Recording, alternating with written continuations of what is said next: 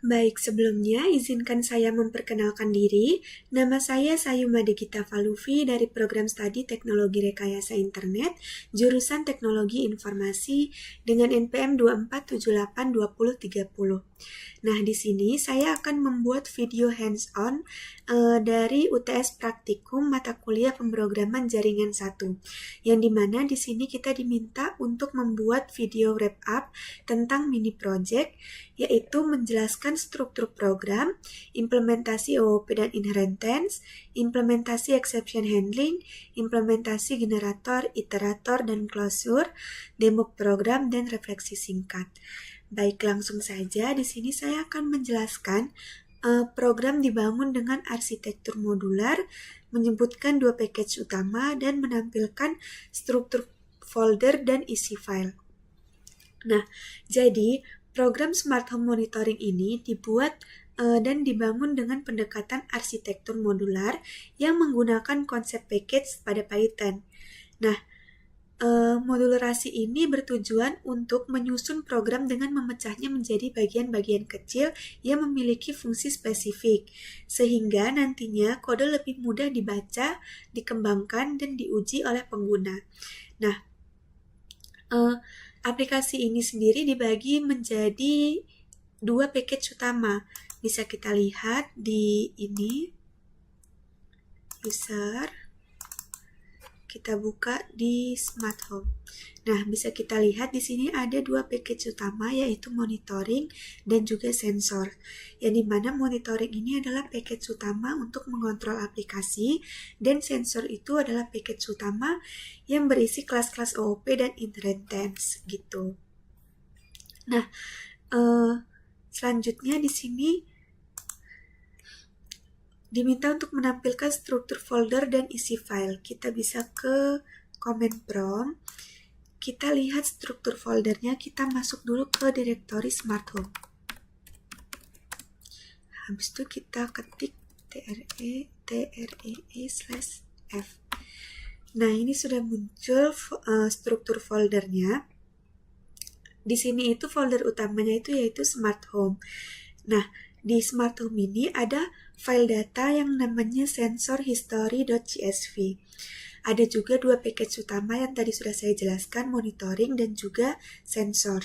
Nah, di dalam monitoring dan sensor itu terdapat dua file. Yang pertama ada file main.npm.py dan ada file sensor simulator.py. Nah, pada file main ini itu tuh berisi logika utama program seperti tampilan menu, terus ada input pengguna, dan menerapkan implementasi dari generator, iterator, dan juga closure. Ini juga menyimpan histori ke file CSV. Nah, sedangkan pada bagian sensor simulator.py itu berisi definisi kelas sensor, suhu sensor, dan kelembapan sensor. Ini juga pada bagian file sensor ini tuh berfokus pada konsep OOP dan inheritance. Nah, sedangkan pada sensor history.csv ini itu tuh berisi histori pencatatan suhu dan kelembapan dari hasil monitoring yang disimpan secara otomatis saat program dijalankan. Jadi seperti itu. Nah, tadi di sini saya juga akan menjelaskan kenapa di sini itu ada init.py.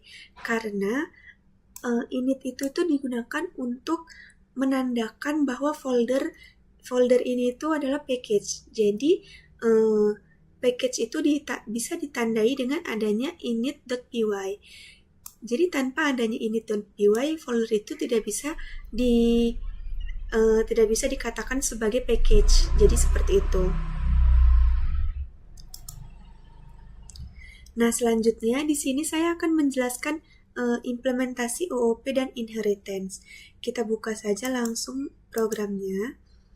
Nah, di sini ini ada sensor dan juga main ya. tadi kita diminta untuk menjelaskan implementasi OOP dan inheritance. Jadi di program sensor simulator.py ini, saya menerapkan OOP untuk membuat simulasi monitor suhu dan kelembapan di rumah pintar. Nah, OOP itu sendiri berprinsip merupakan prinsip dasar pemrograman yang berfokus ke objek.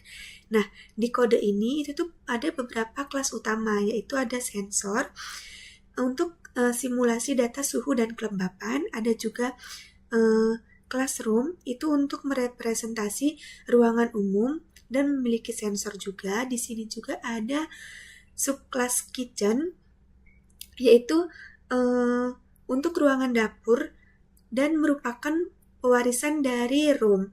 Ini juga ada logika untuk memasak dan juga ada subclass bedroom yang dimana ini untuk ruangan kamar tidur merupakan turunan dari room dari superclass room. Nah, ini ada logika mode tidur. Nah, di sini saya akan menjelaskan sedikit untuk atribut dan juga method dari setiap kelas yang ada di program ini gitu. Nah, di kelas sensor ini sendiri itu tuh memiliki atribut name, temperatur, humidity, dan timestamp. Nah, yang dimana name ini itu untuk nama sensor, misalnya ada sensor dapur atau misalkan ada sensor kamar tidur seperti itu. Nah, sedangkan nilai temperatur ini itu tuh untuk nilai suhu yang dihasilkan secara acak mulai dari 0 sampai 50 derajat Celcius. Dan humidity ini juga merupakan nilai kelembapan yang dihasilkan secara acak dari 0 sampai dengan 100%. Nah, untuk timestamp ini itu tuh merupakan waktu pengambilan data terakhir gitu. Nah, di classroom ini juga memiliki beberapa metode ya. Di sini ada metode generate temperatur, yang dimana ini menghasilkan nilai suhu acak sambil memperbarui timestamp. Ada juga metode generate humidity, ini untuk menghasilkan nilai kelembapan acak sambil memperbarui timestamp juga. Nah, sedangkan di sini ada metode get sensor date, yang dimana ini untuk mengembalikan string info lengkap, nama sensor, suhu, dan kelembapan, ada waktu juga gitu. Nah, selanjutnya pada classroom ini itu dibuat terdapat dua atribut, yaitu name dan juga sensor. Nah, sensor di sini itu merupakan objek sensor yang dipasang di ruangan untuk dibuat otomatis saat room diinisiasi. Sedangkan di sini juga menggunakan metode get room info, yang dimana untuk menampilkan informasi nama ruangan, suhu, dan juga kelembapan. Selanjutnya di sini ada class kitchen. Di sini itu menggunakan atribut cooking mode dan juga original temp, serta ada temperatur increase. Nah, pada cooking mode itu true kalau misalkan dapur sedang digunakan untuk memasak. Sedangkan original temp itu digunakan untuk menyimpan suhu sebelum dimodifikasi karena memasak. Nah, sedangkan temperatur increase ini itu tuh digunakan untuk jumlah kenaikan suhu karena memasak secara acak antara 3 sampai 7 derajat. Jadi misalkan nanti kalau misalkan sedang memasak, maka program itu bakal otomatis naikin suhunya antara 3 sampai 7 derajat Celcius gitu. Nah, di sini itu pakai method get room info untuk mengembalikan informasi lengkap kitchen. Selanjutnya ada class bedroom, di mana class bedroom ini itu menggunakan atribut dari status, original temp, dan juga temperatur dan juga temperatur decrease. Nah, jadi status ini itu true kalau sedang mode tidur. Jadi ruangannya itu tuh nyaman untuk tidur gitu. Nah, sedangkan original temp itu untuk suhu awal sebelum dikurangi. Sedangkan temperatur decrease itu merupakan jumlah penurunan suhu saat tidur. Nah, jadi itu tuh kalau misalkan tidur itu suhu itu bakal turun 1-3 derajat. Jadi ntar program bakal nampilin kayak suhu segitu tuh nyaman untuk tidur gitu. Selanjutnya yaitu ada metode get room info yang digunakan untuk mengembalikan informasi lengkap dari bedroom. Seperti itu. Nah, jadi selanjutnya di sini saya akan menjelaskan tentang di sini saya akan menampilkan kode kelas beserta inheritance-nya serta menampilkan contoh instansiasi objek dan pemanggilan method. Nah, di sini kita buka lagi. Nah, ini merupakan di sini ada kelas sensor dan juga ada classroom. Nah, kelas sensor dan classroom ini merupakan superclass. Di sini itu merupakan OOP atau Object Oriented Program yang dimana menerapkan objek di dalamnya, yaitu di sini ada superclass atau kelas induk yang digunakan untuk menyimpan data suhu dan kelembapan. Nah, di sini juga ada classroom, superclass room, yaitu untuk menyimpan nama ruangan dan objek sensor. Nah, ini ada kelas kitchen, yang dimana kelas kitchen ini merupakan subclass yang mewarisi atau menurunkan dari induk classroom. Ini di subclass ini juga itu ada fitur tambahan cooking mode yang tadi sudah saya jelaskan. Nah, selanjutnya di sini ada kelas bedroom, yang dimana kelas bedroom ini merupakan subclass juga yang merupakan pewarisan dari superclass room gitu. Nah, selanjutnya saya akan memberikan contoh instansiasi objek dan pemanggilan method. Kita coba di sini. Jadi instansiasi objek itu misalnya di sini kita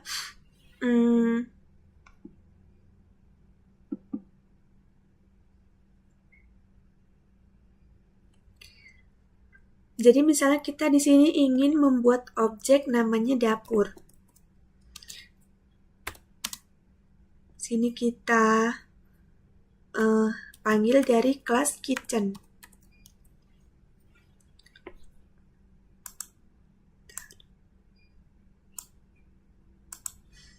Nah, lalu di sini misalnya dapur, kita kasih tahu kalau misalkan cooking mode itu lagi mode true atau lagi masak. Di sini kita tulis cooking mode lalu sama dengan true. Nah, di sini ini merupakan contoh dari instansiasi objek. Nah, di sini kita awal itu membuat objek dapur dan kita panggil dari kelas kitchen. Lalu kita kasih tahu kalau misalkan cooking mode ini true atau sedang memasak gitu. Nah, kalau pemanggilan metodenya itu kita ketik print dapur. Tadi metodenya itu get room info. Nah, kayak gini. Nah, yang dimana artinya kita memanggil metode get room info itu untuk meminta informasi dari objek dapur gitu. Baik, selanjutnya di sini saya akan menjelaskan tentang implementasi dari exception handling. Nah, jadi kita masuk dulu ke kode programnya di bagian di file main npm.py. Nah, di sini ada beberapa error utama yang akan ditangani oleh exception handling. Jadi exception handling itu merupakan penanganan error yang digunakan pada saat program dijalankan. Nah, di sini itu ada penanganan untuk duplikasi nama ruangan. Jadi, misalnya di bagian forum in room list ini, misalkan pengguna memasukkan input menambahkan ruangan dengan nama yang sudah ada. Misalkan pengguna sudah memasukkan nama ruangan dapur, tetapi memasukkan lagi nama ruangan dapur, maka program akan mengeluarkan raise value error, yaitu ruangan dapur sudah terdaftar. Oke, segitu. Nah, selanjutnya itu ada jenis ruangan yang tidak valid. Nah, di sini itu kan ada pilihan 1 itu room, 2 itu kitchen, dan 3 itu bedroom.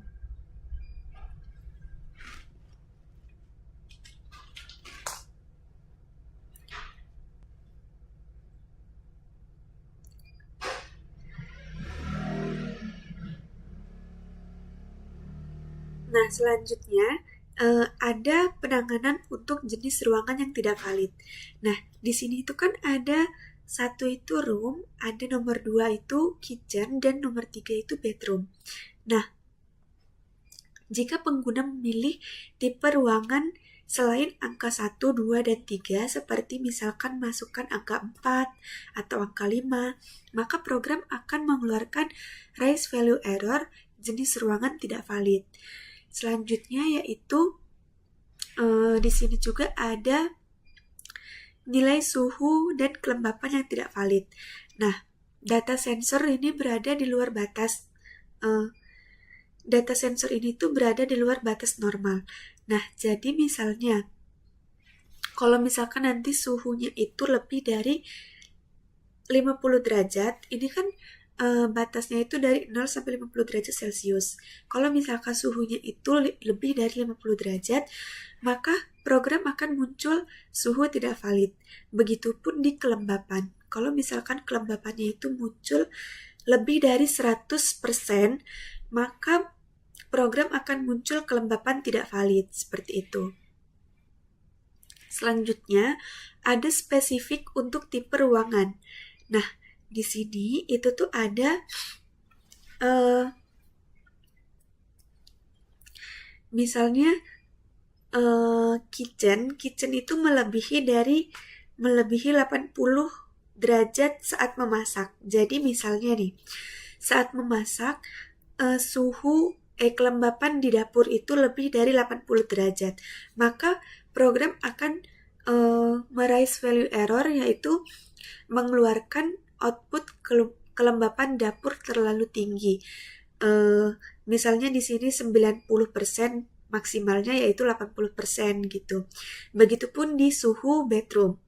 Jadi di suhu bedroom itu, kalau misalkan suhunya lebih dari 30 derajat, maka program akan muncul suhu kamar terlalu panas. Maksimalnya yaitu 30 derajat Celcius. Jadi seperti itu ya. Nah, selanjutnya di sini saya akan menjelaskan implementasi dari generator, iterator, dan juga closure. Nah, jadi kita masuk ke programnya. Generator. Nah, jadi generator itu adalah fungsi yang menghasilkan nilai secara bertahap dan menggunakan kata kunci yield, bukan return. Nah, pada dev generate sensor data ini itu menghasilkan data suhu dan kelembapan per interval waktu. Jadi, durasinya itu selama 30 detik dan selalu berganti setiap 5 detik sekali. Nah, ini tuh menggunakan kata kunci yield dan tidak menggunakan return. kata kunci ini tuh menunjukkan bahwa fungsi ini tuh merupakan fungsi dari generator. Karena generator itu pasti menggunakan fungsi dari yield. Nah, selanjutnya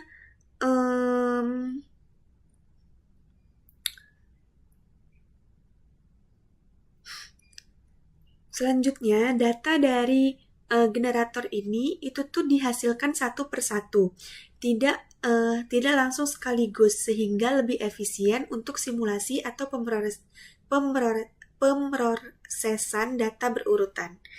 Nah, terus selanjutnya di sini juga ada iterator. Nah, iterator itu adalah objek yang bisa diiterasi dan memiliki metode dari iter dan juga next. Nah, pada room history iterator ini, itu adalah custom iterator untuk membaca riwayat data sensor sebuah ruangan. Nah, jadi itu iterator itu tuh untuk mengiterasi data riwayat sensor pada ruangan. Nah, selanjutnya itu ada closure. Nah, di sini closure. Selanjutnya itu ada closure. Nah, closure itu adalah fungsi dalam fungsi yang menyimpan dan menggunakan variabel dari lingkup luar meskipun fungsi luarnya sudah selesai dieksekusi. Nah, di sini itu saya menggunakan room filter and format itu sebagai closure. Nah, di dalam display rooms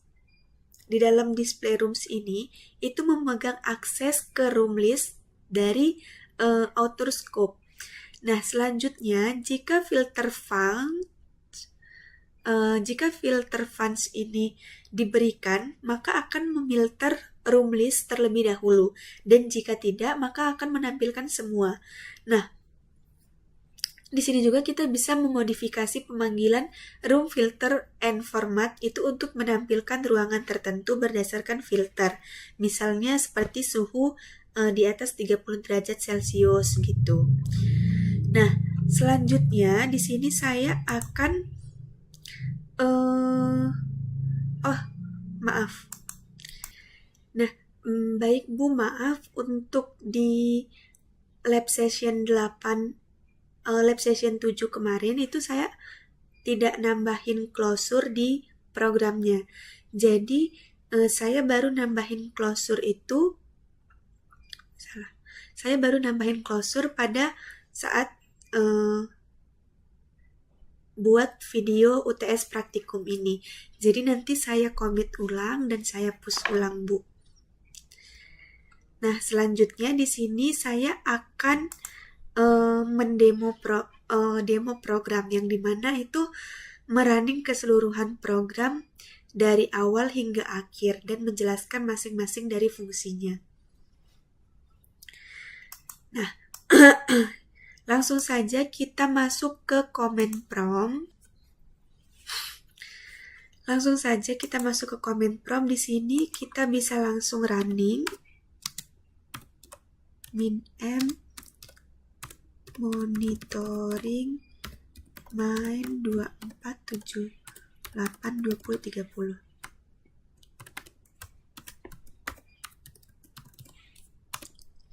Nah, di sini bakal muncul pilihan menu utamanya. Jadi di sini bisa langsung kita pilih, misalkan kita pilih angka 1, yang dimana kita akan diminta untuk menambahkan ruangan. Kita masukin nama ruangannya misalnya dapur. Jenis ruangannya, nah di sini saya akan coba kalau misalkan saya masukin angka 4, maka exception handling yang tadi saya sudah jelaskan akan bekerja di bagian ini. Nah, di sini akan muncul error jenis ruangan tidak valid karena pilihan jenis ruangannya itu hanya 1, 2, dan 3. Jika saya memasukkan angka 4, maka akan keluar error jenis ruangan tidak valid, yang sama seperti yang di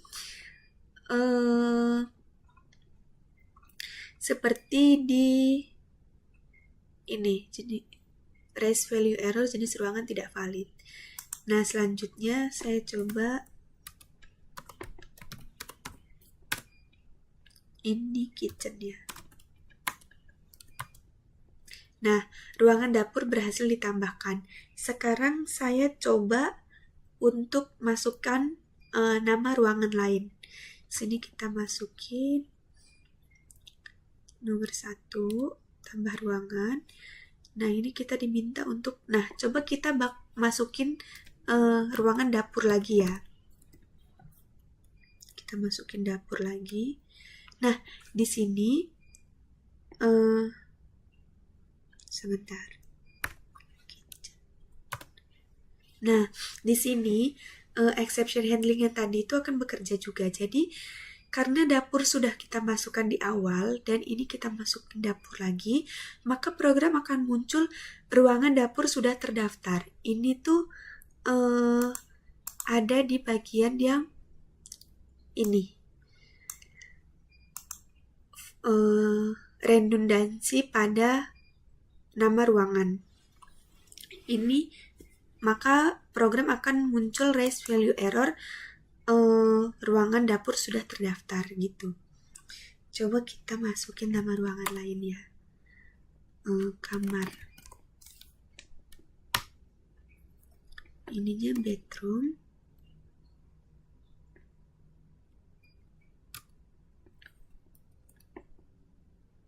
Nah, jenis ruangan ini nih terdapat di fungsi pada bagian fungsi ini ya.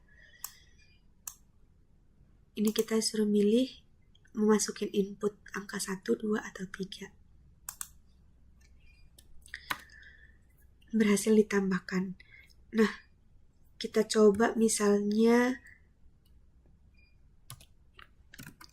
kamar ayah.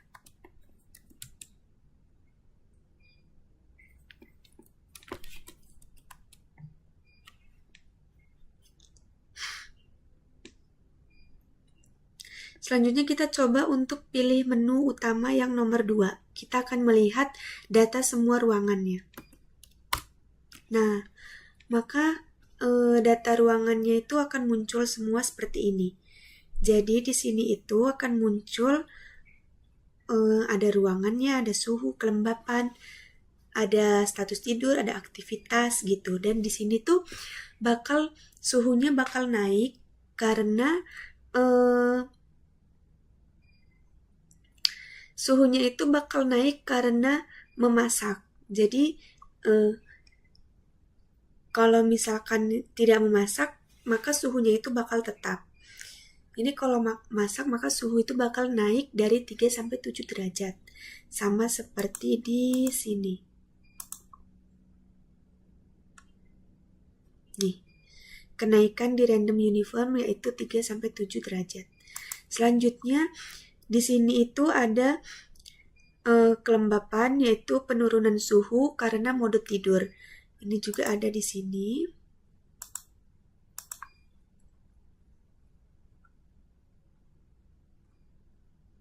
Ini. Itu penurunan random uniform. Nah, kalau misalkan ini suhu ruangan itu nggak ada penurunan suhu karena tadi kita di sini itu mode tidurnya itu nggak aktif ya. Jadi tidak sedang mode tidur, makanya nggak ada penurunan suhu. Selanjutnya saya akan menampilkan pilihan menu nomor 3 yaitu tampilkan riwayat ruangan. Di sini saya masukin ruangan dapur. Nah, di sini itu bakal mensimulasikan data selama 30 detik dan akan berganti selama 5 detik sekali. Ini ada di fungsi di file main di bagian generator. Nih, yang dimana durasinya itu ada 30 detik dan intervalnya itu 5 detik.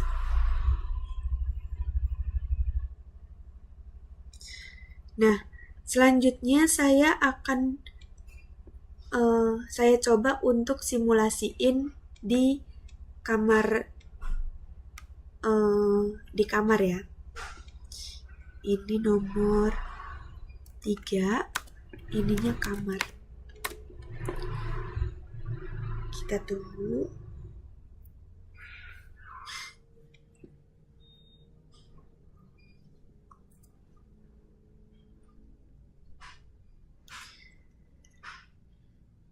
Jadi tuh pensimulasiannya ini nih bakal berganti selama 5 detik sekali dalam waktu 30 detik gitu.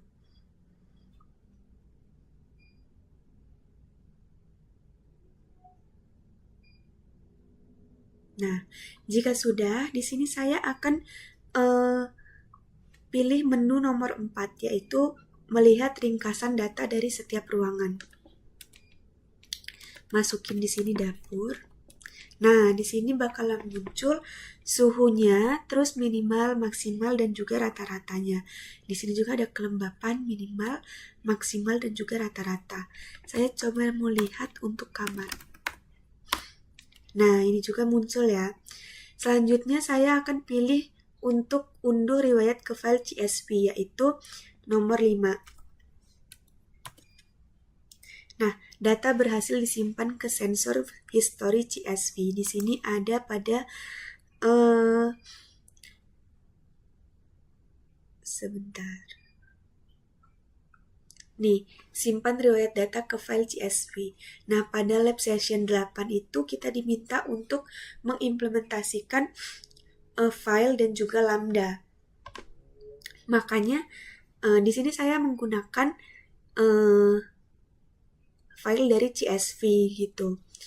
Nah, di sini datanya itu udah berhasil disimpan ke sensorhistory.csv.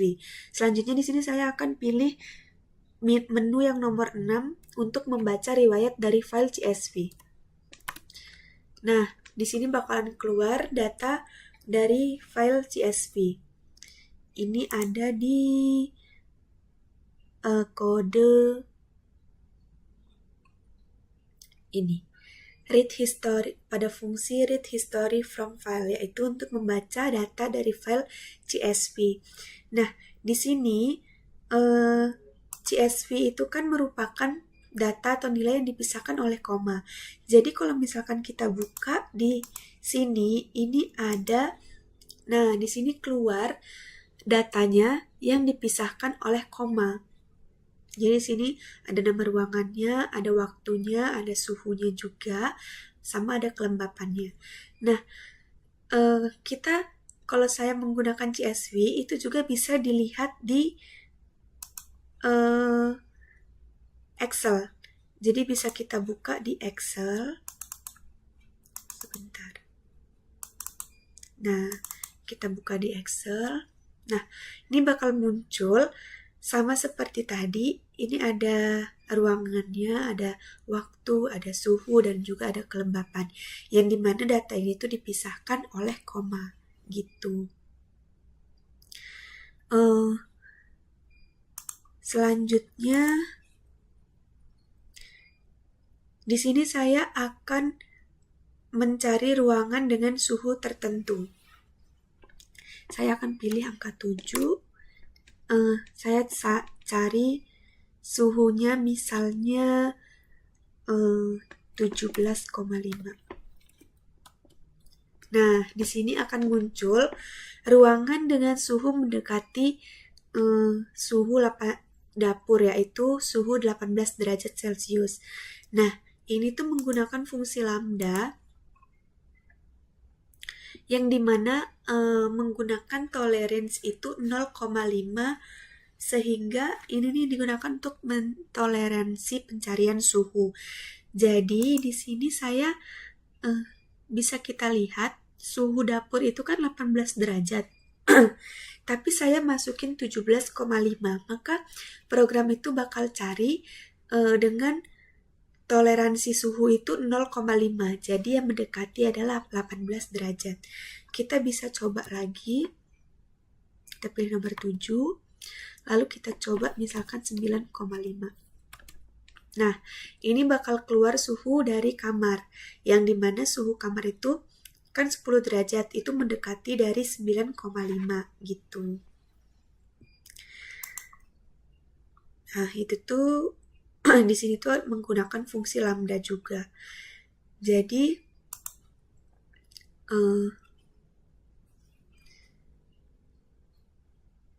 nah, selanjutnya di sini jika sudah ini sudah kita coba semua untuk merunning programnya. Dan yang terakhir di sini ada pilihan menu keluar. Di sini kita pilih keluar. Nah, maka program akan berhenti dan akan muncul output terima kasih telah menggunakan sistem monitoring seperti itu.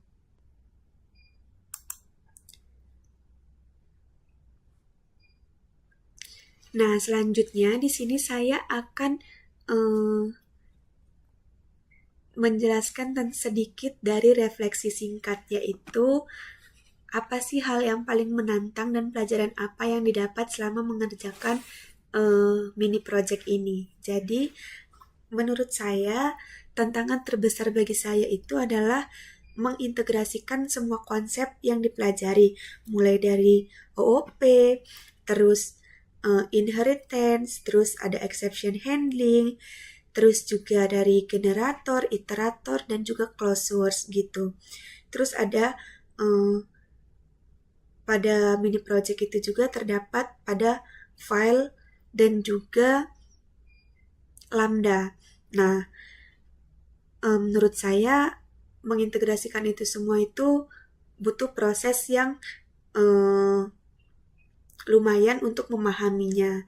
Nah, tapi dari mini project ini saya belajar bagaimana cara membuat program yang terstruktur, yang modular, dan lebih mendekati ke aplikasi nyata sehingga pengguna juga bisa mudah untuk membaca program. Jadi seperti itu. Nah, sekian dari video hands-on saya. Mohon maaf jika ada salah kata dan mohon maaf jika ada salah dalam penyampaian. Saya akhiri, selamat malam dan terima kasih.